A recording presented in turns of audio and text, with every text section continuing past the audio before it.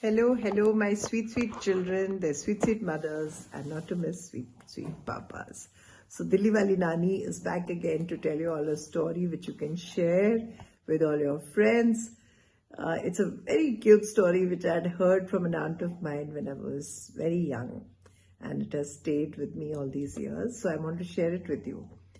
So, long, long ago, there was a kingdom, and the kingdom had a very nice king. He was very benevolent, very good, and had a very large heart. But unfortunately, he did not have any child. So the courtiers were very worried. They said, we need an heir to the throne. So we need to train a child to become the king after you. If something happens to you, who will be the next king? So the king said, okay, I can do one thing. Why don't I adopt a child from my own kingdom? And I will make him the heir to the throne after training him. So the pursuit to select the right child began. And they invited all the children, all the boys especially, from the kingdom who were between the age of 7 to 12. And they were all invited to the palace and they were treated to a lunch while the courtiers watched them. They spoke to them, wrote down their names, addresses, and also judged them on their capabilities. They were made to play games, they were made to ride the horse, and they were all given marks to see who was the strongest and who had the kind of capability and heir to the throne a future king might need. So all of them performed really well. They did their best. But the king said that I want to do another small test before I take the decision. And so, a bunch of them, about 50, 60 of them were selected as among the top, children who could be the heir to the throne. So what the king did was he brought some seeds, and to all those 60 children he gave one seed each, and he told them, go home, sow them in a pot. Sow your seed in a pot. Everybody was given one seed each. So sow it in a pot and then look after it and bring it back to me after 3 months. So I will decide after that. So everybody said, okay, he's going to look at the kind of plant we are able to nurture and, take the decision on that. So they went home, they shared it with their parents, and they all of them brought lovely pots, and they decided to sow the seed in the pot and then really took care of it, watered it, put it out in the sun. And after 3 months, it was time to go back to the palace. Now, there was this one little boy called Priyansh. Now, Priyansh somehow did everything possible to get a plant out of his seed, but nothing happened. Every day he would go check it, he would water it, sometimes put it in the sun, but just the plant or the sapling just didn't come out. So, but he didn't give up. He kept, looking after it. And when he discussed it with his mother said, some seeds take longer to sprout, so don't worry, it will sprout. So you just keep taking care of it. So that went on, but nothing really happened to, his pot. Nothing came out of the seed. Now it was time to go back to the palace. So it was 3 months up, his pot did not have a plant. But the mother told him that you please go back with the pot and just tell the king that this is what has happened. And you are still waiting for it to sprout and you're doing your best. So there is nothing to fear. So Priyansh agreed and he went. Now in the palace, everybody had come with beautiful plants in their pots.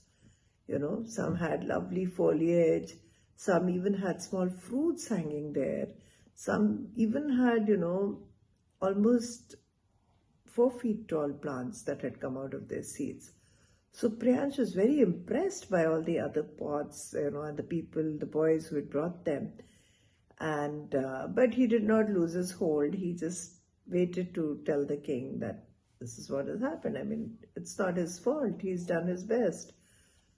So the king came and he looked at all the plants, and then he suddenly saw Priyansh with an empty pot. So he asked him, he said, "What's wrong with you? Why is there no plant in your pot?" So Priyansh said, "Your Majesty, I tried my best. The plant has not yet come out, but it surely will, because my mother has told me that some seeds take longer than the others to sprout."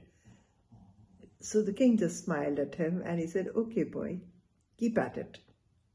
And he went back to his throne. And when he went and sat on his throne, he called for Priyansh. And now Priyansh was really scared at that point of time. So his heart went thud, thud, thud. What is the king going to say? Is he going to, embarrass me in front of everybody? But then he said, "It's okay. Whatever it is, I'll go." So he took his pot and he went to the king. And the king just called him up. He picked him up, made him sit in his lap, and he announced that Priyansh was going to be the next heir to the throne. Everybody was surprised. My God, why has he selected Priyansh? His pot did not even have a plant. So when they asked the king said, "You know what? The seeds that I had given you all were not capable of sprouting. None of them could have sprouted a plant. And there's only this one young boy among all of you who is not only honest, but he's also had the courage to come and tell me that this is what has happened to his pot. So I don't need to say more to you, but don't you think that the next heir to the throne, the king, needs to be honest and needs to be a courageous person? Are those qualities not the most important for a king to have?" So all the courtiers really cheered him and they accepted Priyansh as their next heir to the throne.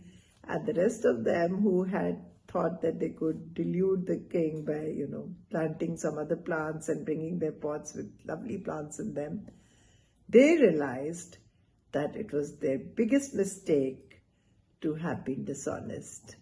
So you can be dishonest and think that you're doing the right thing, and for a while you may feel very happy and proud of yourself, but ultimately it's the honesty that wins the game. Honesty is the best policy, and I would like that thought to remain in your minds, my dear children. Always be authentic, always be honest. There is no need to fear anything, because as in Hindi they say, "Saach ko aach nahi." Always be truthful, always believe in yourself and believe in truth. So this is with lots of love to all of you. This is your Dilliwalinani signing off. If you enjoyed the story, do share it, give me some comments and show some love. Subscribe to my channel if you still haven't done it, because I'll be coming with more stories for you very soon. And that reminds me, I must tell you about this teacher of mine also, who once came to my class and she drew an S and then she drew a T over it and she made a little parrot, a polly on it. And she told us, "What do you see?" So we were looking and thinking and saying, "Oh, that's a parrot, ma'am." She said, "No, it is on ST. I see the best is the best Paul I see." So honesty is the best policy. So that picture has also stayed in my mind, and just wanted to share it with all of you. And on that note, I'm going to say bye to you. The year is about to end. Christmas is about to come. And let's move into the next year with this very authentic thought in our minds always, that no matter what happens, we will stay honest to the core. Love you all.